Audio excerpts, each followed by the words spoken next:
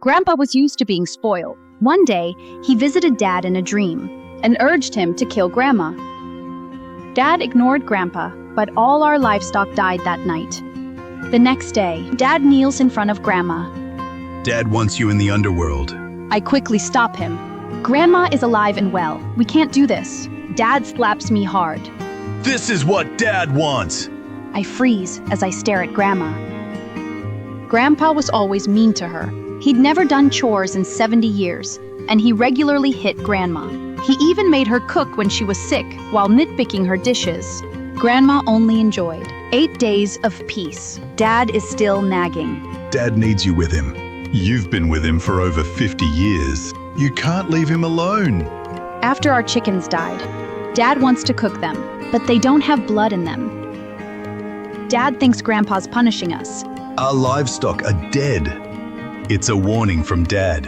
At this rate, who knows what'll happen? I can't listen to this anymore. We need a priest to deal with Grandpa. Mom covers my mouth, but Dad immediately kicks me. Mum married Dad. She should serve him forever. I'm doing the right thing by reuniting them. Dad has me thrown into the shed. Then he tosses a rope at Grandma's feet. Mom, it's time to make a choice. I starve for a night. The next morning, someone opens the door. Then Grandma hands me a bowl of rice. Eat it now.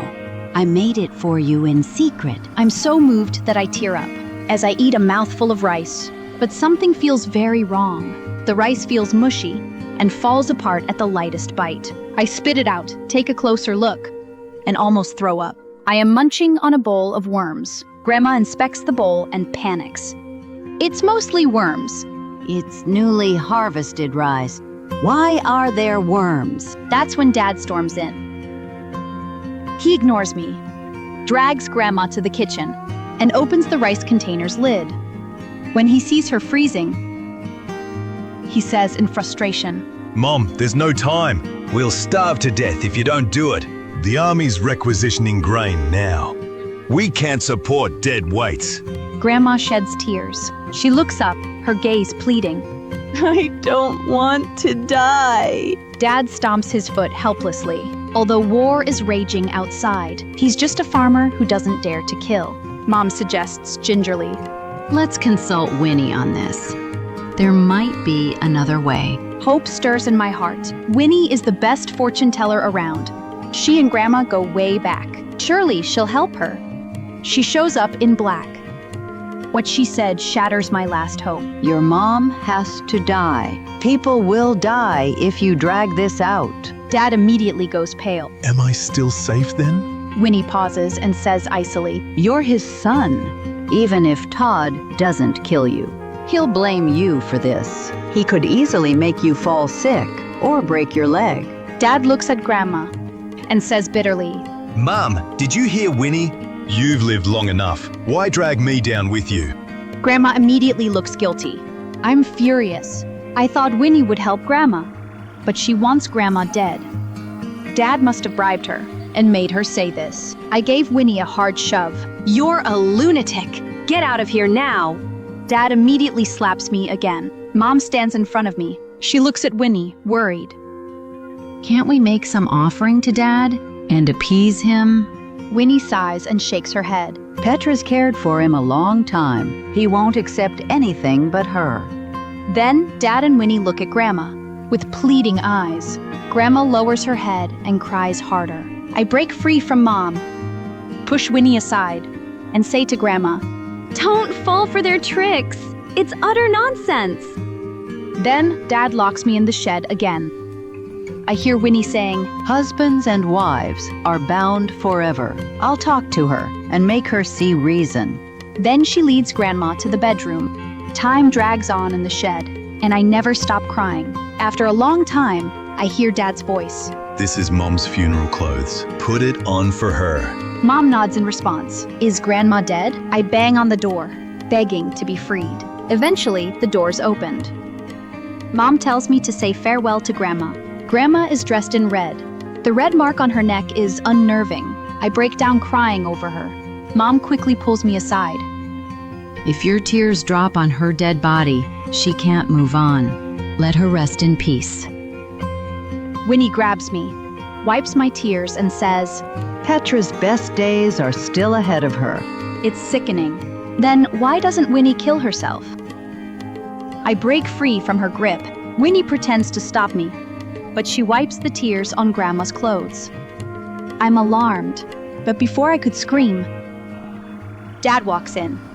He glances at Grandma and freezes. Where are the burial clothes? Why is she in a red outfit? Mom looks at Winnie frantically. Winnie says calmly, It's necessary. Todd asked for Petra. They have to get married again. Dad is frustrated.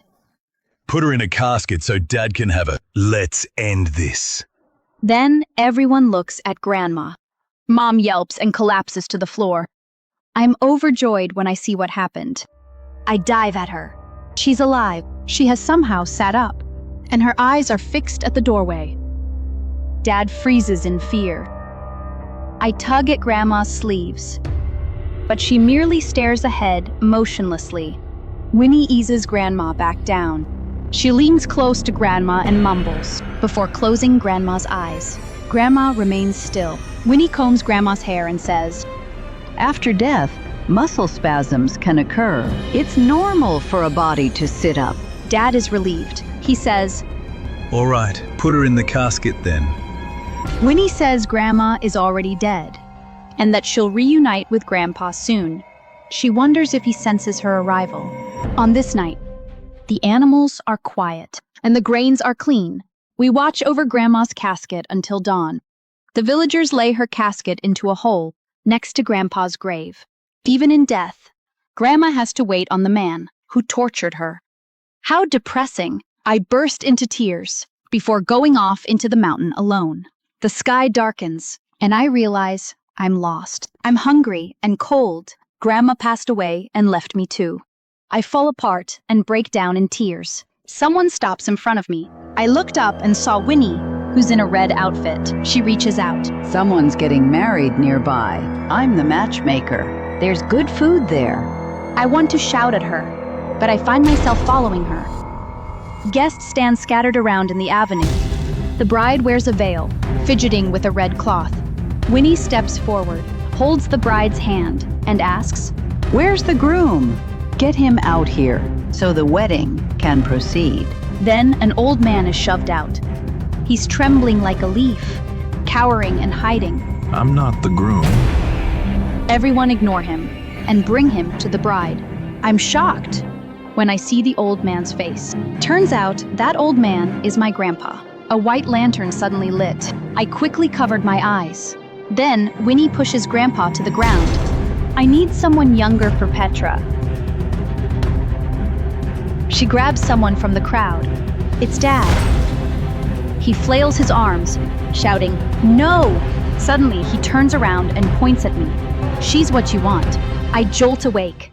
Mom's anxiously by my bedside. Our relatives are huddled around another bed in the room. I give Mom a confused look. She says, "You passed out at the grave. I carried you home." Trent tripped on grass and broke his legs. Grandma passed away shortly after Grandpa. Dad's legs are broken. Mom makes nourishing soup for Dad every day. After he finishes it, he hits her with anything he can find. "It's your fault my legs are broken." Dad never stops cursing. Mom has had enough and moves him onto Grandma's room. That evening, Dad turns in early due to a headache. At night, I go to the restroom. When I pass by Dad's room, I hear plastic bags rustling inside. Thinking it's a burglar, I sneak into the room, but what I see send chills down my spine. I see two legs dangling midair, swaying back and forth. Someone's hanging from above, her red shoes hitting Dad's head. That is Grandma's. Even if she's a ghost now, I still want to see her. I burst through the door. "Grandma!" At that moment, the figure disappears without a trace. Meanwhile, Dad lets out a horrified scream. "Get lost!" I ignore Dad and search for Grandma everywhere. I tell myself that she might be alive. Maybe she'd climbed out of her casket and hid herself so we won't notice her. Dad looks like he's been possessed. His eyes are closed, and he looks ashen. He keeps hitting his head. saying, "Get lost." Mom rushes over and tries to wake Dad up, but nothing works. In the end, she wakes him up with cold water. Dad holds his head. The pain in his head is unbearable. I don't tell anyone about what I saw. I merely listen to Dad. He says he had a weird dream. In it, Grandpa is chained up, looking angry. He lies next to Dad, tears flowing down his cheeks. He mumbles, "Get your mom away from me." Dad is irritated. Pack Mom and Dad's stuff tomorrow and burn all of them so they can rest in peace. Mom's busy, so it's up to me to do it. That's when I uncover Grandpa's secret. I finally understand why Winnie worked with Grandpa to kill Grandma. It's a ruined wedding picture, as seen from the background. Grandma stood next to Grandpa in a red coat. It should have been just them, but Winnie's in it. Worse still, Grandma's head was cut out and replaced with Winnie's. This picture clues me in on their love triangle. Grandpa and Winnie must have loved each other. However, he married Grandma, and that's why he kept torturing her, even after he died. Winnie stayed single for Grandpa, so she worked with him to kill Grandma. I quiver with rage and tear the picture apart. At night, I see Grandma again. Every night. She appears at 2 a.m. and vanishes at 4 a.m. I barge in several times, but she always disappears. After that, I stop disturbing her. As I watch her sway, I say to her quietly, "Grandma, if you bear a grudge, kill everyone who's ever hurt you. They deserve death." Dad wakes up with a terrible headache. He thinks he has a tumor and asks to go to the clinic. Mom flings the cloth and retorts to him, "I suffered for days when I was in labor, but you told me to just bear with it, so just bear with it." Then she walks away, leaving Dad shaking with rage. At night, Dad suddenly screams in his room. Mom and I rush over. The cast on his leg is shattered. Dad roars furiously, "If you won't take me there, I'll get there myself." Turns out the headache got so bad, he tried to go himself, so he fell off the bed and broke the cast. Now he needs a clinic. Mom hired a mule cart to take us to town. The clinic is over an hour away. It's too dark. The mule suddenly kicks and dashes toward the cliff. Dad rolls off the cart and hits his head on a boulder. The driver asks, "Did you guys see an old couple?" Mom and I shake our heads. The truth is, I lied. I saw them. They were my grandparents, but I don't get why. Grandpa's kneeling with a chain on his neck. My grandparents suddenly appear, walk through the car, and vanish. Mom finally thinks of checking on Dad. But the mule crashes into a tree by the road. Luckily, it's held back by the reins. Only the cart tips over. The driver and Mom hold on to the cart for dear life. I would have been thrown off.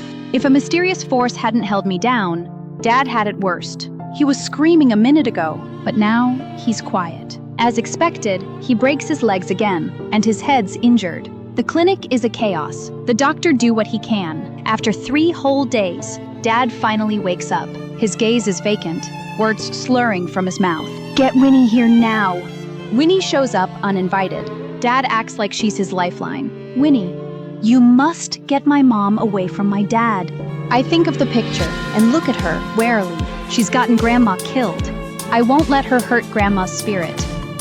Winnie glances at me and ignores my hostile gaze. She says, "This is tricky. Todd wanted Petra to die before her time. Now he doesn't want her. She'll be lost." Dad pleads, "Winnie, I know it's not easy. If you save me, I'll give you everything." Winnie sighs. "There's a heinous method. Your family has to utterly destroy her soul." Dad says, "We'll do it." Winnie stands up and says, "Will it be Petra or Todd? He was the one who messed things up." "It should be." Dad interrupts her. "My mom. My dad doesn't deserve this." This again. Grandpa is wrong, but Grandma's punished. I'm furious, but I can't retort. As Winnie said, it's a heinous act. She won't do it, which means I can turn things around. And I know just how to do it. Don't scroll away.